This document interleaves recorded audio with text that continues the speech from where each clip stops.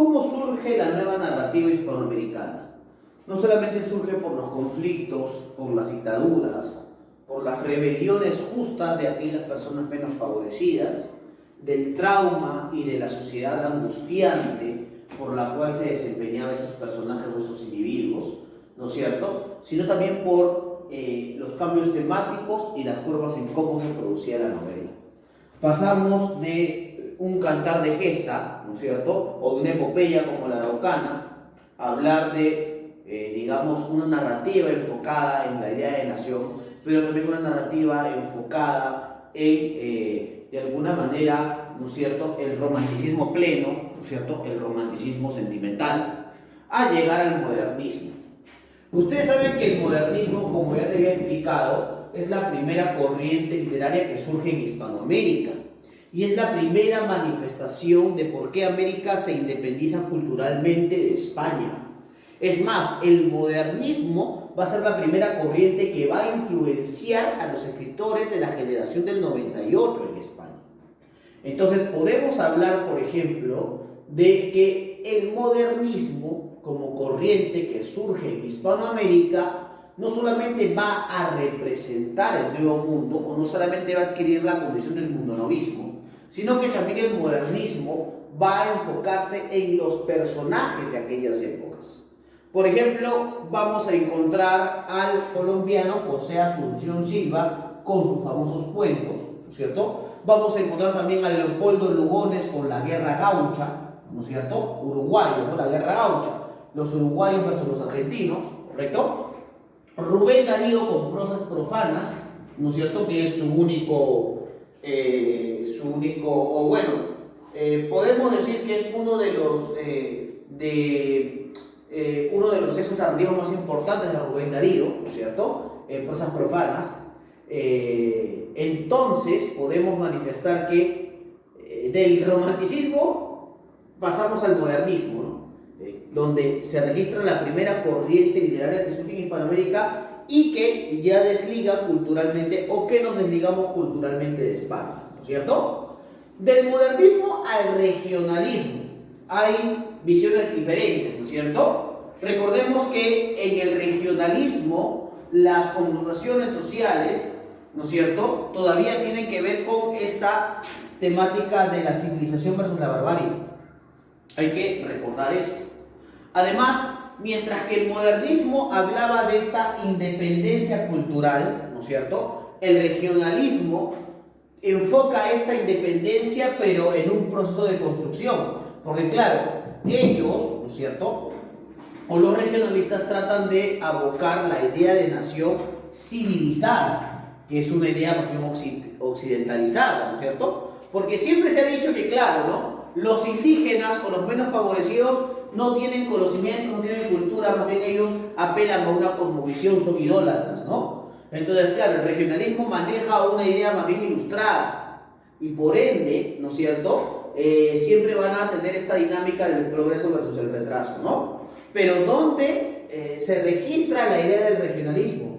En que, claro, el destino de las personas tiene que ver mucho con las fuerzas naturales, ¿no?, con las fuerzas telúricas, ¿correcto? Entonces ahí es donde surgen estos escritores, ¿no? Vamos a encontrar, por ejemplo, a Rómulo Gallegos, ¿no?, venezolano, ¿no?, con Doña Bárbara, por ejemplo, que también tuvo el nombre de la mariscala, hay que recordar, ¿no es cierto? Doña Bárbara, que es el personaje principal, que lucha por obtener el control de todas las haciendas de la región de los llanos venezolanos, ¿no? Ahí está. Luego tenemos a Ricardo Mirandés con Don Segundo Sombra, ¿no es cierto?, el uruguayo, y José Eustacio Rivera, ¿no es cierto?, el ecuatoriano con La Vorágine, ¿no es cierto?, que claro, desarrolla, pues, por ejemplo, la parte de la selva del Ecuador, por ejemplo, y cómo es que la selva, digamos, influencia, ¿no es cierto?, a los personajes para tomar diferentes destinos, diferentes, de alguna manera, diferentes caminos, ¿no? Entonces, eso es el regionalismo. Para llegar del regionalismo a la narrativa de vanguardia, definitivamente hay un cambio temático, ¿no? Pero claro, hay que recordar que cada novela, que cada espacio narrativo, también depende mucho de lo que los autores quieren hacer ver, ¿no? De lo que los autores quieren recordar, de lo que los autores quieren trabajar también, ¿no? Por eso que la nueva narrativa hispanoamericana se desarrolla en dos vertientes, en el realismo mágico y en el boom hispanoamericano. Claro, el segundo ya es aparte de la calidad narrativa, digamos, el boom hispanoamericano ya sería más bien un auge editorial, ¿no? Un auge, de alguna manera, aparte de editorial, es un auge internacional, ¿no? Porque los autores de esta época, ¿no es cierto?, van a, ¿cómo decirlo?, ¿no? Van a vender muchos libros y van a ser reconocidos por todo el mundo. Entonces, bueno, ¿no? Hablamos del realismo mágico, porque, claro, el realismo mágico es el planteamiento narrativo por el cual, ¿no es cierto?, podemos determinar que parte de los mitos y las leyendas se confunden con las historias y con las construcciones históricas de América Latina. O sea, nuestra historia o nuestras historias independistas o nuestras historias nacionales también tienen que ver mucho con la fantasía y con la falta de realidad, ¿correcto? Tiene que ver mucho con la fantasía, tiene que ver mucho con los mitos y las leyendas. Por eso, por ejemplo, el cubano Alejo Carpentier va a escribir El siglo de las luces, en donde podemos dar cuenta, por ejemplo, ¿no es cierto?, cómo se desarrolla la sociedad cubana de la época. Podemos hablar, por ejemplo, de Miguel Ángel Asturias como el señor presidente, ¿no es cierto? Miguel Ángel Asturias, ganador del Nobel de Literatura, ¿no? Donde se critica, por ejemplo, al dictador Estrada Cabrera, ¿no? A través de esta novela El señor presidente, ¿no? Cómo el señor presidente, por ejemplo, controlaba los medios de comunicación y no permitía, además, en la novela se dice que no permitía ni siquiera que lleguen encomiendas a Guatemala, ¿no? Como este país sufre, pues, ¿no? Por esa época. Tenemos a Pedro Páramo, ¿no es cierto?, de Juan Rulfo, ¿no? Una novela extraordinaria, donde se narra, por ejemplo, la historia de Juan Preciado, un joven que va a buscar a su padre y que al final de la novela se va a enterar que su padre, al cual estaba buscando, estaba muerto, que el sitio donde estaba, que era Comala, era un sitio de muertos y que él mismo estaba muerto, ¿no?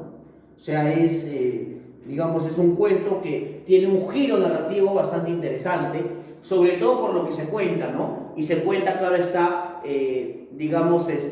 se cuenta, por ejemplo, ¿no es cierto?, el paisaje mexicano, un paisaje bastante inhóspito, un paisaje donde las historias independistas todavía juegan parte de la identidad nacional. Y tenemos al maestro Jorge Luis Borges, pues, ¿no?, con la literatura fantástica y con su libro Ficciones, ¿no? Acá vamos a encontrar, por ejemplo, el libro de Arena, ¿no es cierto?, su mismo cuento Ficciones, ¿no? Y algunos otros relatos adicionales. La Casa de Asterión, también muy importante, ¿no? Jorge Luis Borges tenía una cualidad o una característica, ¿no? Borges escribía cosas que no existían a veces, ¿no? Y que confundían a los lectores, porque lo decía con tanta seguridad que a veces los lectores iban a buscar las referencias, narrativas de Jorge Luis Borges y no encontraban absolutamente nada. Jorge Luis Borges era de esos escritores tan geniales que hacía reseñas de libros que no existían, ¿no? Por ejemplo, jugaba mucho con estas cosas, ¿no? Y luego tenemos, pues, ¿no es cierto?, pasamos del realismo mágico al boom hispanoamericano, ¿correcto? El auge editorial, ¿no? Esos escritores se internacionalizan y además se internacionalizan, ¿no es cierto?, porque claro, sus obras tienen una calidad extraordinaria, ¿no? Tenemos, por ejemplo, y muchos dicen que el boom hispanoamericano surge con la novela La ciudad y los perros de Mario Vargas Llosa, publicada en 1962, donde Vargas Llosa nos va a narrar, pues, los conflictos que tienen estos jóvenes cadetes en una escuela militar como San Lucio Prado. A Carlos Fuentes con La muerte de Artemio Cruz, por ejemplo, ¿no es cierto?, donde Carlos Fuentes mezcla mucho esta idea, ¿no es cierto?, de la historia con la narración, ¿no? Muchos dicen que él escribe novela histórica, cosa que puede ser cierto o no, de acuerdo al análisis. Rayuela de Julio Cortázar, donde mezcla no solamente esta idea de la visión europeizante de América Latina, sino que también Julio Cortázar, pues, es un aficionado de la música jazz, por ejemplo, ¿no? Y Gabriel García Márquez, pues, ¿no es cierto?, el máximo exponente del realismo mágico, se dice, ¿no?, con 100 años de Soledad, ¿no? 100 años de soledad, que sería básicamente como una especie del Quijote de la Mancha de América Latina, pues, ¿no? Una novela que tiene esa carga, ¿no? Digamos, narrativa, digamos, tan importante, y que es una de las novelas también más importantes de las letras mundiales, ¿no?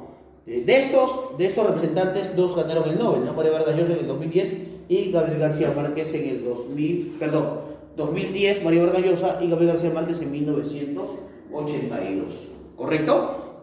Entonces, bueno, chicos, eso era lo que quería manifestarte. Quería hacer un recuento de lo que era la narrativa de vanguardia, cómo decantamos y cómo llegamos a este espacio, a este lugar, ¿no es cierto? Y además, de alguna manera, cómo se han producido estos procesos en tanto el cambio temático como en las formas en las cuales se produjo esta narración, ¿no es cierto? Entonces el hombre no lo tenía fácil, pues, ¿no? Había que analizar muchas cosas y los escritores hacen eso realidad. ¿Correcto, chicos? Bueno, estudien, repasen, no se olviden, separen, ¿no es cierto?, sus espacios para no confundir literatura con razonamiento verbal. ¿Correcto? Chao, chao, chicos, cuídense y que tengan un buen día.